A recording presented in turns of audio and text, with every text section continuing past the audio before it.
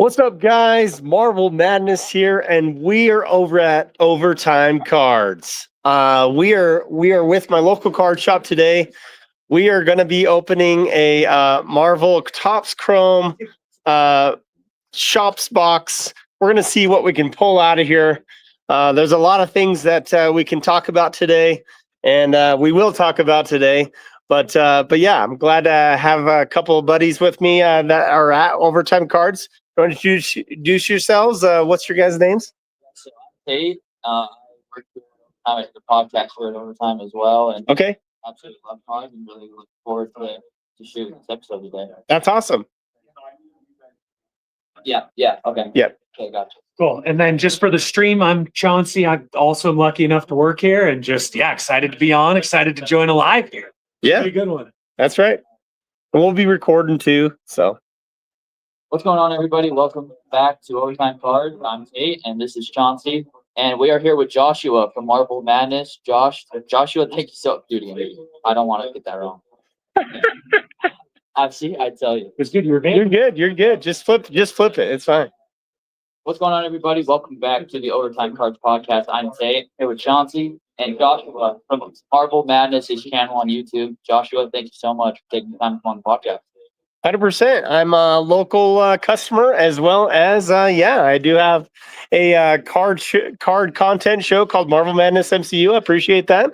We have now over 11,000 subscribers, so glad to be part of this Overtime Cards collaboration. So First off, I'll just ask you, what got you in the hobby, and how have you got started that with your YouTube channel, and how's that been going? yeah, no, thanks for asking. So overall, my collecting journey started in 1990 when Marvel Universe came out.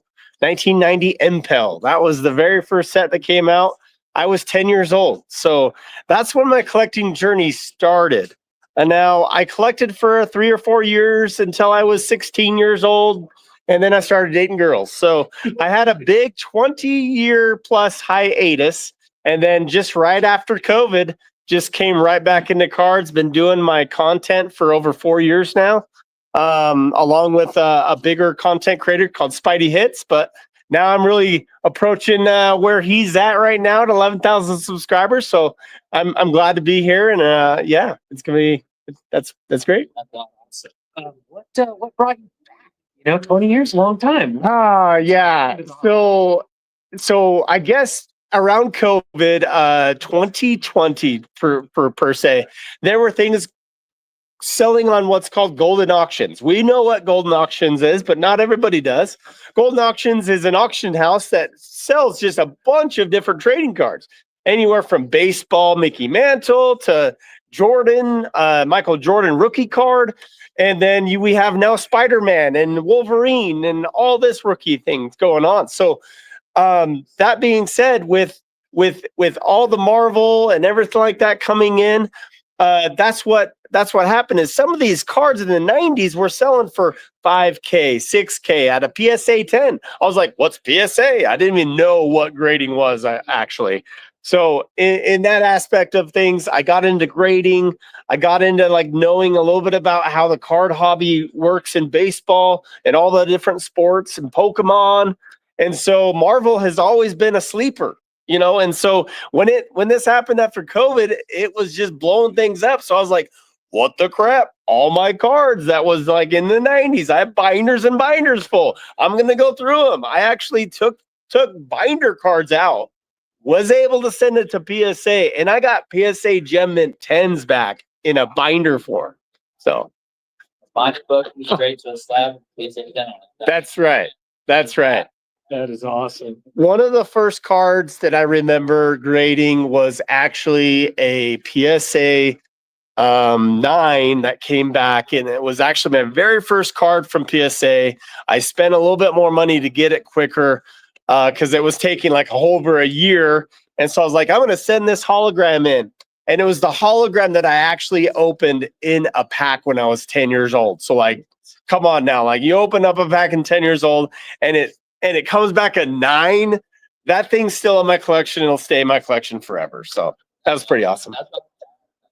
Other big notable hits you had either on the channel, personal, or that have just stuck with you and never forget that, kind of like that when you first seen it? Yeah, I mean, you never forget some of the cars that you pull when you're a kid, but nowadays with the new product that is out, I was able to open up a 92 Platinum, which is Joe Jusko art and Marvel Masterpieces 92 Platinum, a remake of Joe Jusko's 92 Masterpieces, and I pulled a green Venom out of that. And not only did I pull the green Venom, but the green Venom actual case came from Overtime Cards. I think that's an easy one on my next question. Breaking seems like a ton of fun. Yeah. Why do you love it? What brings you in? What keeps you doing it? It seems like it is some work on the back end, but you seem to love it. You got great energy about it. What about breaking stands out to you and opening product, especially for other people, I think? Yeah, so I have always been one to open my own product.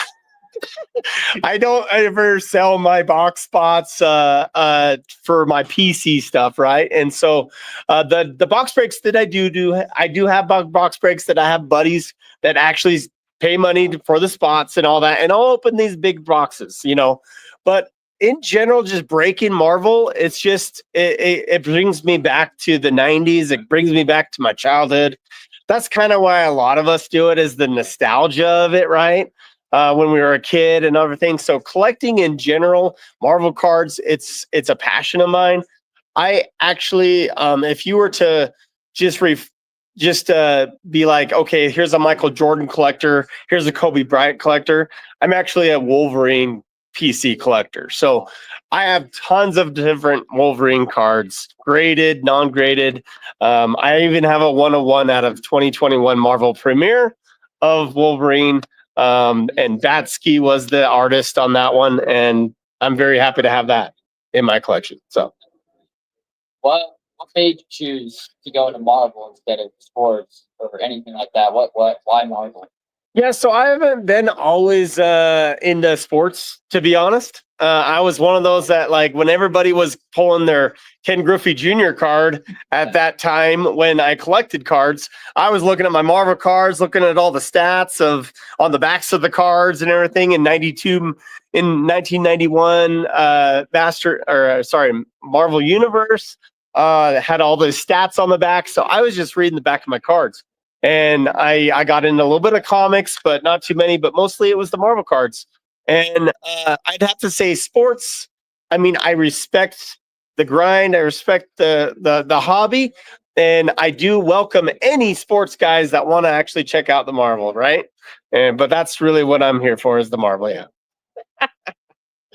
Awesome. It's been a bit of a pivot, but kind of going off of what you've been talking about. We have a lot of folks in shop who are coming in. They want to recapture the nostalgia. They want to feel the thrill of being 10 years old in 1990 going after these cards. What would you recommend as a product, maybe a good starting point? Somebody who's getting back into Marvel cards, getting back into the hobby. If you walk into your local card shop, where's a good starting point? Or what is a good product for somebody to look for while they're out and about as you're trying to get back into it? What does that look like? I would say, because I actually have I have 5 boys, okay? And one of my boys is 9 years old. And we actually had a great time and a fun time opening blasters. So blasters are an easy way to get into Marvel, where it's not as expensive as hobby boxes. And that's kind of where I would kind of start at, is if you're looking at a younger collector or even coming back in. Start with blasters. Maybe find a hobby box that you're in love with the actual art or the product. Like, for instance, Marvel Sapphire that just came out, guys. That, if you like glittery cards, or if you like cards that are shiny, this is probably a good product for you. But you got to look at it as, okay, is that $800? Is it going to be a good fun for me? Do I have that ability to pull? You're going to pull like 6 different numbered cards out of here, but you don't know what character, right? So it's going to be a gamble. But in the end, I think you just go what your heart goes for, right? And so that's what I would say, that start out with blasters, then get into hobby pretty slowly but surely. But once you're into it, I would say watch a bunch of YouTube videos that I have on Marvel Madness MCU. You can go to different channels out there. There's plenty of them out there. But yeah, that's kind of where I would start it at. And DM me always on Marvel Madness MCU on Instagram. Be happy to talk to you about it. Great resource for you folks out there. Joshua will get you taken care of. Make sure you guys like and subscribe to this podcast as well. Subscribe and make sure you guys like it. We do some giveaways on this show, so make sure that you're always interacting with the video. So if we ever do give away some of the cards that we pull on the show, you can enter that yourself and be a subscriber. Be able to also turn on the post notifications so you know when we post the video. But do we have a time right now? How far are we? 10 minutes in? Okay. If you have another question, go ahead. Yeah. Before we get into the opening of the actual product, Okay. we have a really cool one today and then another awesome new release to talk about. I want to talk about a change that has happened kind of in the Marvel world in the last year or so that any sports collectors, I know a lot of us are nervous about kind of seeing this. It is Topps kind of taking over the production, the licensing, and the printing of the cards. This is, for example, the Sapphire we're going to open. I know it's their second iteration from Topps, but the Marvel Mint that we're going to talk about is their first one. So, Joshua, as somebody who's kind of been in it as these changes have been taking place, what have you noticed? Good, bad, new things, different changes? What have you been seeing with the Topps sort of takeover of the Marvel card world there? That's a loaded question, but a great question altogether. I would have to say that that's a really loaded question. I'm sorry. No, you're good. You're good. So I'd have to refer back to a live that happened yesterday on one of my buddies' channels, Marvelously Sketched, where he basically was talking about this same thing. Now, Upper Deck, they had some quality issues, quality control and everything like that on some of the older modern sets. And that was the big issue. And people couldn't get product and everything like that, right? And this is when Whatnot started a few years ago. It was just getting people right into Marvel. Upper Deck had the license. Upper Deck, the one thing that I did like about Upper Deck is they had a community rep. They had a community rep for Marvel cards, for the Marvel card collector. So we actually heard from the company and gave input to the company, and the company gave input back to us, and they took feedback. I would love for Topps to do that at the same time. I know Topps Fanatics, it's a monster, it's an animal, it's much different, and that may be something that we just have to kind of know how to evolve to. So we just know that some of the Topps in the past, a lot of their product have been very expensive in sports cards, and with Marvel, it might be the same. And so I would have to say the change has been, a lot of Marvel card collectors don't like the change of the high prices, the product not being available. They do have what's called an EQL. It's supposedly an equal way of getting cards. Well, if you're not a breaker or you're not an actual card shop, you're probably not going to, as a collector, get into the EQL. At least I've tried 5 times, guys, and I have not got in one EQL, even though they say, oh, and next time it's going to be easier. And so, but hey, make a great relationship with your local card shop if you have one. I have with Overtime Cards. Chris and Michelle, the owners, have been awesome. Have been great. So come check them out if you're here in Salt Lake. But yeah, that's kind of how I look at it right now. So it's an evolving thing. Yeah, sounds like there's been some growing pains, but hopefully we have some Topps reps maybe listen to the podcast on the live. Joshua gave you guys some great suggestions there, some good feedback on it. Awesome. I also feel like Marvel, I don't know how much prices have varied since Topps did take over, and I want to get into that. Sure. But Marvel, when you asked about getting into the product and what people can start beginning on opening, I feel like Marvel is a good way to do that because it's cheaper. Like the sports product, like National Treasures or whatever. I know that's Panini transitioning into Topps, but Marvel's usually been on the cheaper end because we have a mega box here that's only $40, and sure. A mega box in retail for football or basketball is going to look at $60 to $70, and then when you resell it over $200, I guess depending on the class, there's obviously many figures that go into Yeah. just cards in general. But what is your opinion, and what have you seen as far as the community response from Marvel, as far as the prices? Has that driven people away? Has that just been I'm assuming that's a very hot topic. It is a hot topic right now. I'd have to say, I would say because of the product availability, that's a big issue. The product availability in the EQL has been the big issue. If Top said, hey, this is $450 product, and you got Top Sapphire for $450 on the EQL, and then everybody had the ability to get at least one box, let's say, that's great. That's awesome. That's all they want. But they can't buy a product for $800 to $1,200 on eBay of a product that they could have got half price through them, and I think Topps would still make money. You know, I know Upper Deck did. So that's kind of how that is. So the MSRP thing is always kind of a question, right? Like, what is the MSRP of this? Well, MSRP, if I would have to say, it was $450, because that's what the EQL was, is $450. But then they came out, or a couple other groups like Dave and Adams said, oh no, the actual product is $950 as MSRP. Well, usually the distributor, the actual manufacturer of the product, sets the MSRP, right? So I don't know what it is, but at the same time, I think it's just product availability that people have been chomping at. I would say, in general, Upper Deck, yeah, they have product that are $100. They have product that was $200. They had the Spider-Man metal that came out, and you could get it for $350 pre-order and get on that pre-order. Or if you missed out on the pre-order, then it's now $450 to $500, right? And then Spider-Man metal always, it all went up to about $900 at one point at its peak.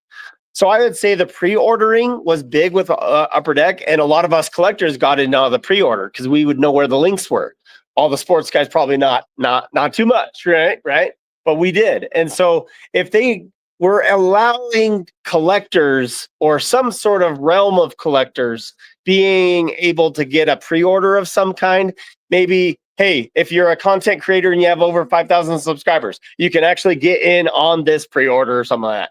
It just gives the ability for more content creators that do show Marvel cards an option. But that's just me. Yeah, I'm hoping for that growth. Hopefully it continues down that path, gets a little bit more accessible, and yeah, hopefully as Topps has it a little longer too. We maybe get a little more product, maybe better line up there. 100%. Question why, or we good to go right into it? I was thinking it's probably a good time to start getting into some Dipping right into it, huh? Rip into that one first, or talk about some Marvel Mint first? Because I do think we want to cover both, just because we get all right, both new releases this week. Why don't we dip into this? We'll talk about this, and then we can get into Marvel Mint, because I actually was able to open up a box yesterday here that people can watch, and we might be doing that in the future, because I have a box still, another box. So, and I can. Okay, cool. All right, guys. So Marvel Madness back here. So we're recording kind of two things at once here. But we're going to be opening this Topps Chrome Sapphire. We're going to see what we can hit out of it. Big shout out to Overtime Cards for making that possible to open this and see what we can pull, and we can talk about it while we're doing it. So, want to get into it? I'm just going to say, like, some of the hits that I personally noticed. Okay. Yeah. Dive deep into it while you're opening it. Okay. Let's just make sure he's good with the overhead card opening set.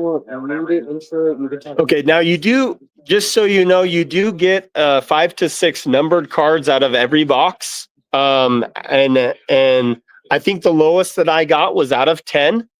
And it was a something Richards. It was a girl, so obviously Reed Richards' daughter of some kind in some other multiverse. But I'm just stating that you get pretty good cards. I think I got 2 out of 50s in there as well. So let's pull a Spider-Man or a Wolverine or something like that. Huh? Jeff the Land Shark. Okay. All right. Shark to 15. Yeah. My shot in the dark call. My neighborhood pointing to dead center. Oh, awesome. Yeah. Well, that would be awesome. So Good. All right, let's go ahead and open this box. Okay. Sapphire has been a huge commodity over the past week when it released, and you get 5 to 6 numbered cards in this box, and you get, one of the noticeable things that I saw in the checklist was the Tony Stark and Peter Parker dual auto. Yeah. You please pull that and have it. Oh yeah. Please pull it. Yeah. Yeah. We can do that. But what have you seen out of this? I know you've opened the box, and what have you seen out of it? And what are you looking for? So just so everybody knows, this same artwork, because I do like to talk about the artwork when it comes to these cards. It's a little different than the sports, right? So the artwork, it's all comic book art on this. There's no original art except for some of the inserts. And Sapphire was just like the regular Topps Chrome that just came out, okay? So the regular Topps Chrome that we just seen, same artwork. It's just going to be a different design. There's going to be more, I guess, just different colors, different design, and you're going to see the cracked ice. I don't know if that's how you say it in the sports. And in 2015, Marvel Upper Deck actually called it refined, is what they called it, and they had a 2015 Vibranium card, and it was the very first. It was actually the very first Upper Deck branded on the front card that Upper Deck came out with was Marvel Vibrating. The very first Topps. It was the very first Chrome Upper Deck set as well. So I mean, I always call it cracked ice, even though it's Sapphire. But I love the design. I like to mix my packs. The only reason I like to mix my packs is just, I don't want anybody saying, oh, there's a correlation to this, and then I know where the hit's at and all that stuff. So 8 packs per box. That's right. 4 cards in each pack. Yeah. See what we can get here. Almost an average $25 a card, right? Yeah. Yeah, pretty much. Yeah. Let's now pull an out of 5 Spider-Man and make it 15 grand, huh? How about that? For any of our sports folks at home, it is very similar to the Sapphire that they do for baseball or basketball. Has that cracked ice design. Going to be one of your Topps flagship products, one of their most iconic designs, and I think very well loved here. So the hit is actually the 3rd card, just so you know as well. So it looks like we got Samurai Venom. This will be the hit underneath this one here. And this is Cable. Cable is the 4th card. And then the 3rd card looks like it's just a regular pack. So regular pack just doesn't have a hit. And save the best for last. Save the best for last. That's how I do it. And Joshua, if it's too much, let me know. But as you're opening them up, I was looking on the checklist. Looks like a lot of comic book artist signatures and writer signatures. Yeah. Yeah. Are those considered desirable cards? Like in sports, any ink on a card, we're chasing it like crazy. Do the comic book artists and writers get the same love as the sketch cards? I know when Upper Deck was doing it, they were doing a lot of the celebrity autographs. Where do those kind of fall in the? I guess the autos, it just depends on if it's like numbered, right? Because then if it's numbered out of 10 or something, there's only 10 of those ones. But if it's a non-numbered auto, there could be 100 of them. So I don't, you never know. And so it could be $100, $200, or it could be $1,000 because there's only 10 of them. So it just depends on that. But I would say the sketch cards out of this is pretty rare to get. So that would be a big thing to hit. Some of us Marvel card collectors, just so we know, there are some great sketch artists out there, okay? But some of the sketches that we've seen out of Topps is like, my 4-year-old could have done better than that. So it just depends on what it is that way. I'm a huge Star Wars guy, and the sketches run the same, where you have some of the most detailed, beautiful artwork, and then some that are, pencil took them 3 minutes to do. 100%. There's Hulk. It's a good one there. All right, we got Quicksilver, and then the hit spot. Oh, okay. We got an out of 50 Lockjaw. Yeah. So definitely pretty awesome on that out of 50. So that's our first hit, guys. Put our first hit right there. First numbered hit. Yeah, we need pennies. We need pennies. All right. This is a That's rule number one. third pack. I know. Like, where are the pennies before we even crack this open, right? What should have done that first. All right. So the first card here we got Jane Foster. Second card we have I think it's funny Gorgon. when you're opening cards. Oh, and Doom is in the hit spot, but we did not get any numbered card. Just a regular pack. So, yeah. And then we got Spider-Man 2099. Still great artwork, great cards. Couldn't say much else other than I do love the cracked ice feel to this Topps Chrome. 100%. So this may be a dumb question. Oh, sure. Obviously launched it in the stratosphere, but Yeah. how much of the popularity with the Marvel cards do you think have to do with the Avengers movies recently and all of the success that Disney found? And I guess maybe recently they haven't had as much success, but there was that run there where every year they were releasing a Marvel that reset a blockbuster record and did all of that. Do you think there's a lot of influence in that still? Do you think it's sort of died out as we've gone? So I have a buddy who's big into the Comic Cons and talks about Pokemon sports and all that stuff. And his name's Pancake Analytics. Don't know if you've heard of him before, but he actually has broken down an algorithm, okay, where it shows that some of these movies that do come out have some variance on the card itself. There was a PMG of Spider-Man that sold back to back, one on eBay, one on Golden Auctions for $50,000. It was a blue out of 50. And it was graded a PSA 9 and a Beckett 9, or it was either two Beckett 9s or one PSA 9. I can't remember exactly, but it was right the day that the movie came out, the auction ended. And so they both ended at 50,000. This was at the time of the Marvel card boom that Spider-Man came out. So in variance, it does happen. I actually have a Ghost Rider sold on a different platform. Rebought it. And then what happened is I'm going to wait until the Ghost Rider movie comes out. So sometimes it's variance upon, okay, what kind of movies are coming out? Should I sell this now? Should I wait? That's kind of what happens with some of the cards. Okay. I feel like you have a very similar thing in sports with forecasting playoff teams, rookies, first. Yeah. We got Krakoa. Some of these characters I don't know too well. Others I do. She-Hulk. We do know She-Hulk. She was on the Disney Plus Marvel spin-off that could have been a lot better, but we won't talk about that. Okay, next card we got Prowler. And we got our hit spot. Ooh, we got an out of 75. So out of 75, the Maker. So we can go ahead and sleeve that one. Yep, cracked ice. That blue is really nice. Actually, my buddy pulled a Wolverine of that out of 75. Spidey hit out of his. That was one of his first boxes that he opened. I love when you open cards and you're ripping at the death, but it's so quiet over here because you're just so focused on what you're opening. I love opening. Oh, yeah. I love opening as well.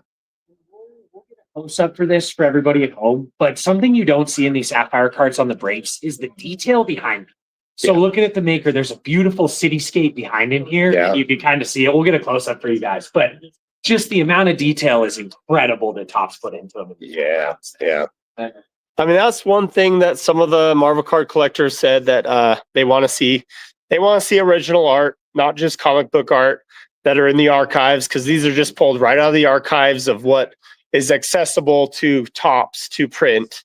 And that's kind of how they did it. I know these are from some of the first flagship sets that they're coming out with. So hopefully in the future, we will see more of that ability for original art. So, all right. So we have Bloodline. And then we have Rocket Raccoon. And looks like it's just a regular pack Lizard. Rocket Raccoon, that's a really good card. That's awesome. I haven't really seen that one, but no, it's not numbered, but it's great. It's still, the Sapphire is just beautiful. They are beautiful. I don't know what the singles are running. You know, I'm sure a Spider-Man or a Wolverine regular base probably pull 30, 40, 50 bucks right now on Sapphire. All right, here we go. Next pack here, guys. How many more packs we got? We got 2 more packs. 2 more packs. Little magic here. We're hoping for Jeff the Land Shark on the All right. I'm not a breaker, so I go a lot slower than others. That's why we talk about it on my channel and all that stuff. All the hits. Mysterio, that's really good artwork there. No, it's a blue still. This is the hit spot right here. You can see it before me. Oh, it's a green out of 99. Looks like a Silver Samurai. That's awesome. My buddy Jordan would be into that. That's awesome. 35 of 99. Jordan. Yeah, look at that. That is awesome. 35 and 99. Yeah, exactly. All right, 2 packs left.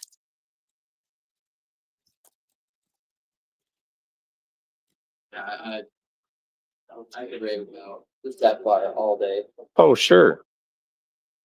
All right, who we got here? We have the Watcher.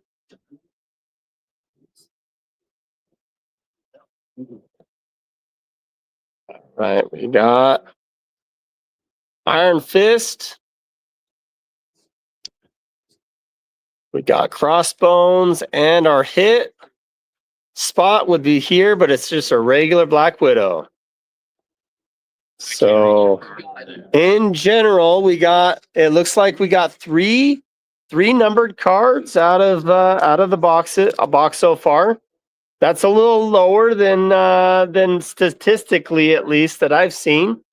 I think I've seen anywhere from 4 to 6, but an average of 5. I did hit 6 yesterday. Hopefully that means we got a monster in there. All right, you know what this is? It's what I call last pack magic, guys. Last pack magic. It is the last pack of the box. We are lacking a numbered card, maybe an out of 10, maybe a 101, maybe an auto. Let's just see what we get. Every once in a while, I pull a fire card out of the last pack, but we'll see what we can get. Hey, we subscribe to last pack magic around here. Hey, man, just that's great. The longest. So. That's awesome. All right. Okay. So we have Wasp for card number 1 here. We have the Thing, which is regular base, but because of everybody, I don't want to give it away. So I'm going to do the bottom card real quick here. Bottom card is going to be Photon. So we're going to see Thing and then the hit. Oh, yeah, the thing is the hit. Okay. I was a little off for a second. So we got an out of 50 Thing, guys. That is sweet. A nice big one. That is awesome. There's the hit of the box, I would say. I guess Lockjaw's to 25. I didn't see that. Lockjaw's an orange to 25. That's pretty awesome. Yeah, there's the Thing. That's the main hit here. Let's go ahead and sleeve that up. And then we'll talk about the last few cards that we got, the 4 cards that are hits. We'll go over them real quick.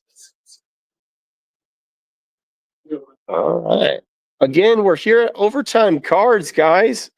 We are doing a box break, and they're recording a great episode that you can find on Overtime Cards podcast. I will put the link in my tasting notes at the very end of the show if you guys want to go check them out. But these are the 4 hits that we did get, and I will show them one last time. So we got Silver Samurai out of 99. We got Lockjaw out of 25. We got the Thing out of 50, and then we got, looks like the Maker out of 75. So that's what we got today. Appreciate everybody for popping in. Overtime Cards, do you have any last words? Sapphire, this was awesome. Thank you for teaching us a little bit about it, walking us through it. Yeah. Just absolutely spectacular cards too. So They are pretty amazing cards. If you can get past that $800 to $1,200 price tag, guys, it is it is fun for those that can do it, and every once in a while you can pull a freaking banger out of it. So enjoy the madness of collecting is what I always say, and take care. We'll see you later. thank you so much, Joshua. See you guys.